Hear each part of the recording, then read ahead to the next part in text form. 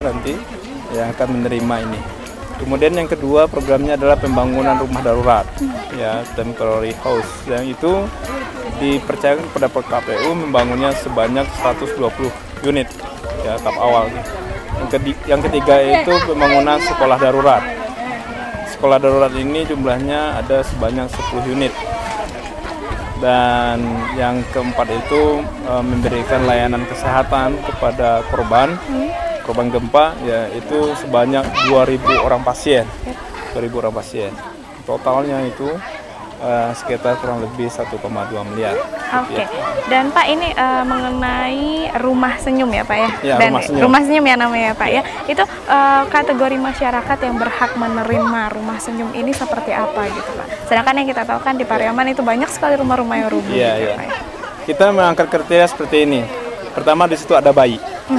Ya, jadi prioritas kita itu di rumah yang rusak berat, yang roboh itu ada bayi dan balita di situ. Kita sesuai juga dengan, karena PKPU salah satu NGO internasional sekarang, dan kita ikut mendukung program MDGs, ya, Millennium Development Goal itu.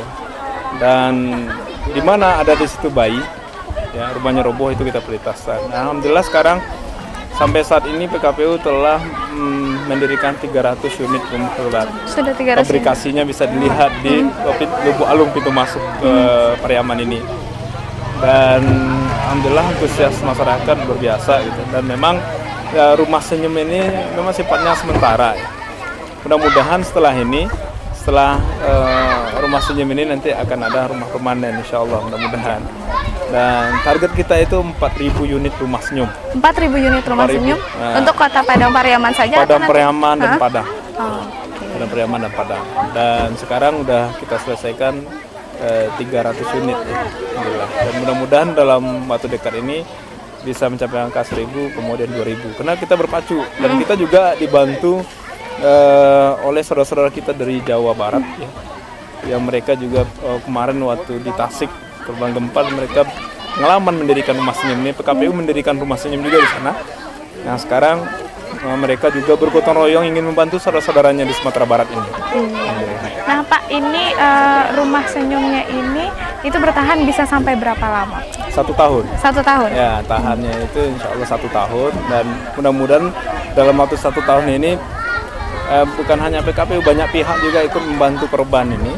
Dan bisa segera mereka mendapatkan di masa rehabilitasi nanti membangun rumah permanennya.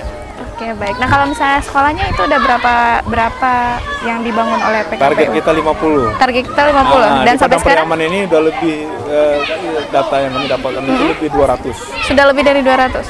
Iya, maksudnya itu yang rusak berat, yang rusak lebih berat. 200 gitu ya. Mungkin lebih lagi. Tapi ini hasil asesmen PKPU ya. Dan target awal kita karena ya kita bersama-sama lah. Ini sebetulnya sebuah peristiwa yang sangat luar biasa sekali, dan PKPU telah mencoba menargetkan 50 unit sekolah darurat. Alhamdulillah sekarang sudah selesai. Per hari ini sudah 9 unit. Ya, ini akan bergerak terus, ya, dan sudah banyak permintaan dari pihak sekolah, ya, Dewan Sekolah PKPU. Setelah melihat sekolah darurat yang dibangun PKPU, dan alhamdulillah itu bisa kita mencoba menghitung itu bisa bertahan 2 tahun. Bisa bertahan 2 tahun. 2 tahun sekolah darurat. Sekolah daruratnya itu berapa kelas Pak yang dibangun? 6 lokal. 6 lokal. 6 kelas. Oke, dan ini berapa orang tim yang Bapak turunkan untuk memberikan bantuan? Volunteer PKPU ini kemarin yang terdata di saya itu ada 135 orang. 135 orang. Yang aktif ya di Padang dan Pariaman, Padang, Pariaman, Agam, Pesisir Selatan. Yang aktif ya. Jadi di satu hari itu kita ada melayani mitra atau masyarakat itu di beberapa titik gitu ya. Jadi setiap hari itu ada AC kesehatan PKPU, ada pembangunan rumah darurat, ada pembangunan sekolah darurat, ada pendistribusi logistik seperti ini gitu ya. Kemudian juga ada satu lagi, ini insya Allah hari ini datangnya saudara-saudara kita dari Jawa Tengah juga datang, ini itu para psikolog. Nah, kita nanti di sekolah-sekolah darurat yang kita bangun itu, kemudian komunitas-komunitas rumah darurat yang menerima manfaat dari PKPU, itu akan kita bikin sebuah acara namanya trauma healing. Trauma healing apa ya? Jadi kita mencoba memberikan entertain atau hiburan kepada saudara-saudara kita yang ditimpa bencana ini. Khususnya anak-anak ya Pak ya? Khususnya anak-anak. Makanya salah satu sama seperti tadi di rumah yang kita bangun itu, rumah senyum itu kita prioritaskan bayi dan balita. Nah kemudian yang di sekolah-sekolah juga, jadi ya kita prioritaskan pembangunan sekolah itu untuk SD.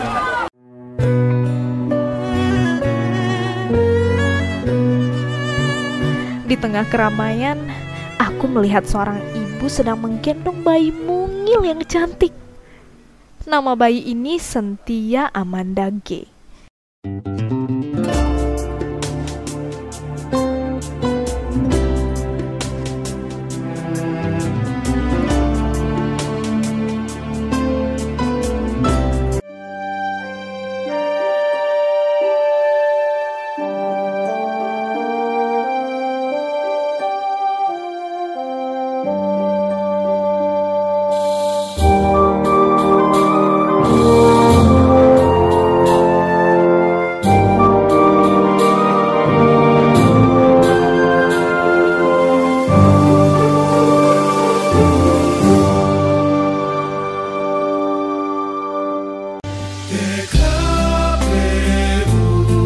Mengembangkan komunitas demi masyarakat